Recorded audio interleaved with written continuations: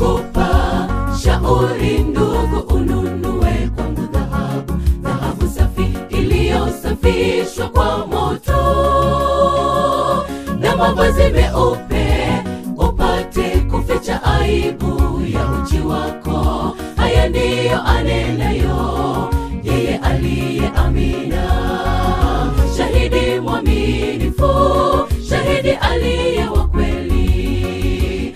Nakupa shauri ununue kwangu dhahabu na mavazi meupe upate kuficha aibu ya uchi wako. Haya ndiyo anenayo yeye aliye Amina, shahidi mwaminifu, shahidi aliye wa kweli.